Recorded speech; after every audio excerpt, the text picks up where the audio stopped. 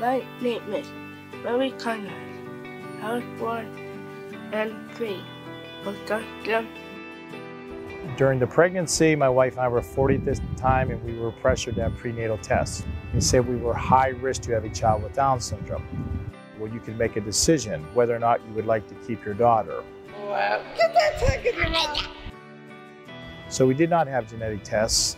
Chloe was born, and we found out shortly after she had Down syndrome. She is a beautiful little girl. We treasured her. We brought her home and started focusing on all the abilities she had, not just on her disability. She learned how to read. She likes to swim. She likes to play basketball, baseball.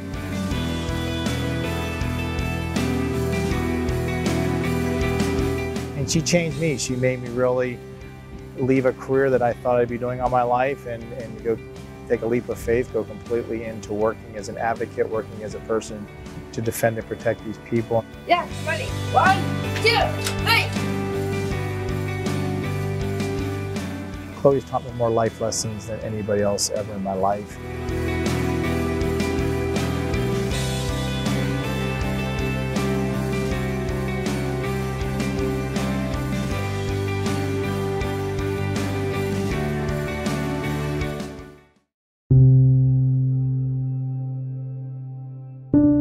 I'm a very strong Christian. I follow Jesus. He's the one I follow. And my favorite Bible verse is from Proverbs 31:8, which is speak up for those who cannot speak for themselves. And I love that verse so much that I actually had it tattooed on my arm.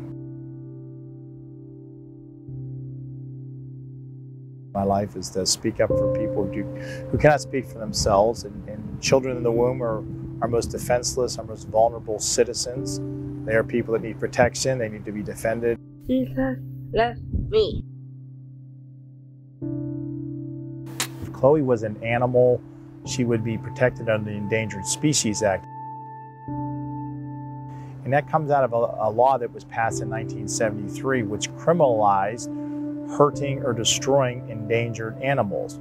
But what's ironic is also in 1973, the same year, we in this country legalized the killing and the slaughter of innocent human beings, and also innocent human beings who are endangered, like my daughter Chloe. We legalize killing humans, we criminalize killing animals. I do feel I'm a very special father. I also feel I'm a very blessed father that God would give me a child like Chloe. It makes me very sad that people in our culture throughout the world would look at these children as not worthy to be here and kill them because they feel like they don't belong here, when these children represent exactly what we need here as a culture.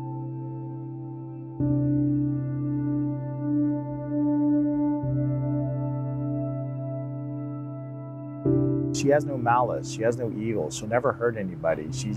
Chloe's 14 years old, she's never bullied anybody, she's never been mean to anybody, she'll never start rumors, she'll never try to start a war. She just brings such joy and happiness to a world that desperately needs that. You know, she has no prejudice, she has no bias, she has no bigotry, she won't profile anybody, she will accept you as you are because you are a human being.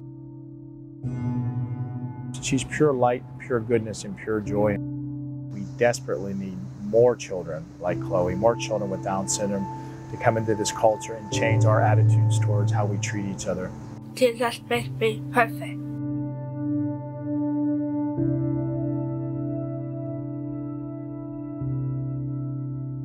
So I would take Chloe out with me. She's met many politicians, has spoken to the United Nations in New York City, is on the cover of a book, has been in lots of articles and things. And by doing this, God is using her as an instrument to show that these children are not disabled, that they're not a burden, that they're not something that's to be saddened about. God has used me with my speaking ability and that and my advocacy to show millions of people that these kids are a blessing, they're a gift, that you should be very excited when you have a child with Down syndrome. And that's really my goal, is for people to be excited about having a child like this, to be excited about having these children in the community.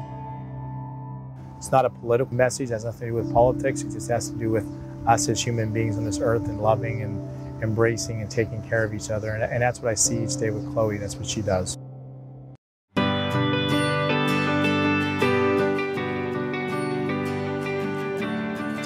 My prayer is that the day is coming soon when our culture and our society will wake up and realize that this genocide is evil, and it'll be a moment in history when we restore a culture of life for all people, where we embrace, don't erase children, embrace them. Love them. What are you waiting for? La, la, la, la, la.